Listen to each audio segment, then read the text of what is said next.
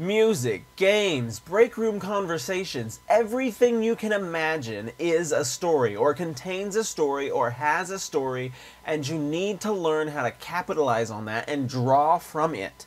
I know a lot of writers who have a hard time coming up with concepts, and I just cannot fathom that. Like, that is the last thing that I have a problem with. I always have concepts. I got too many concepts. I'm sure I have more concepts than I could ever hope to possibly write in my lifetime. And that is a good problem to have, I suppose. It's like, how do you impart that upon people who are having the opposite issue? They're like, I want to write, but I don't know what to write about, or whatever. And that's kind of my biggest point, is to always draw from everywhere. There's stories everywhere. The human condition is made up of stories. And like, my existence as a person, what differentiates me as a person from person A, B, C, or D is the stories that I have experienced and the stories that come together to form my collective philosophical self, if you will. And so we've all got stories, and they're all different. A lot of people like to say that there's no originality, and I'm not going to jump on that bandwagon right now, but it just is enough to say that I don't necessarily agree with that. There are so many stories that you can pull from, and pulling from a story is not copying a story or taking from it or anything of that nature. We all have to be inspired from something or from someone. Even if you're inspired by the sun, like, people aren't going to say, oh, you stole that story from the sun because it's a big hot red thing and you wrote a story about a big hot red thing. Like, no, like, we all gotta come, it's gotta come from somewhere. That's just how this goes. And so we first need to break down that barrier. Like, taking influence from something is not taking that something, unless you're like, obviously, if you write a book about a magical closet, an evil warlord, and a giant tiger, people are gonna kind of scratch their heads like, that sounds oddly familiar to something else that was written. But you can still take the influence of The Lion, the Witch, and the Wardrobe and do something original with it, and then people will be like, oh, I can see how this was inspired by that, but it's not a direct copy. And so that's really the fine kind of line that you just need to learn to walk if you haven't already learned to walk it.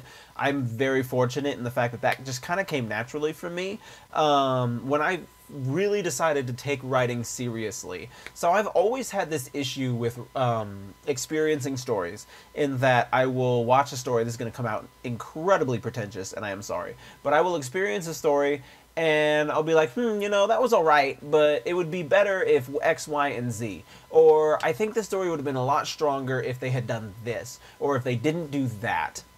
And eventually it got to the point where I wasn't really enjoying stories anymore. I was constantly just criticizing them, like, you know, it'd be better if. It'd be better if, it'd be better if, it'd be better if.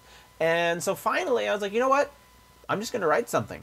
I think that these stories would be better if X, Y, and Z happens. I'm willing to bet that there's at least like 100 other people who feel the same way, so I'm going to write stories that appeal to those people. And boom, now you have an audience. Write stories that appeal to yourself, and there's going to be more people out there who share that same opinion, and you've already got an audience, you're good to go there, and just go from there.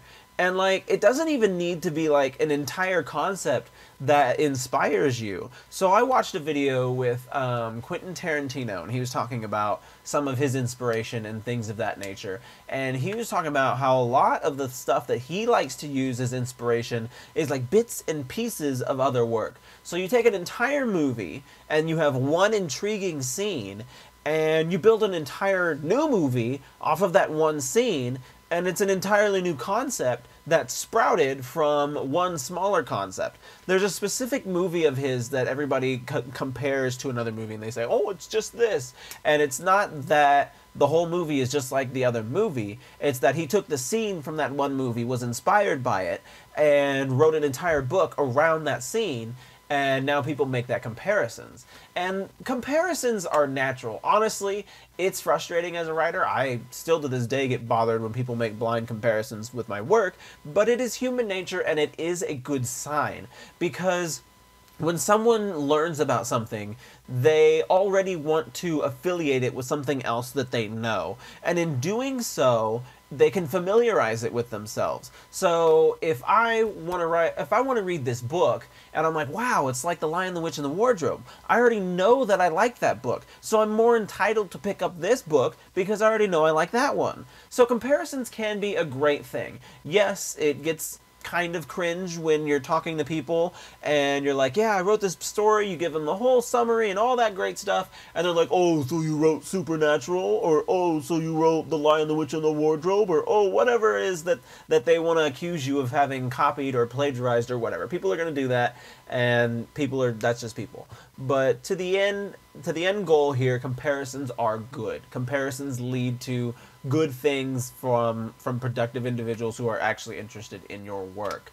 The biggest takeaways here, as I continue to repeat myself, is going to be just finding stories anywhere and everywhere that you can. So, like, my first story came from a TV show, and my second story was inspired by a video game. My third was inspired by another video game. My fourth was a sequel to the second one, so that was another video game. You guys are getting the repeating concept here, aren't we? And then the fifth one was kind of that Tarantino situation I was telling you about, where I was watching this lame TV show from the 90s that a lot of people make memes with, and there was one character dynamic in that show that I actually appreciated. I was like, you know what, this is kind of an interesting character dynamic. I want to explore this deeper. And so I took those two characters, plopped them out of that story, built them up as my own characters, and made an own story around them. And that's the concept of one of my newer novels. And so there's so many different ways to be inspired, and there's so many different ways to find inspiration and to build your story up from an inspired piece. And that's just the biggest takeaway here for finding that inspiration, is being able to find stories anywhere and everywhere that you look.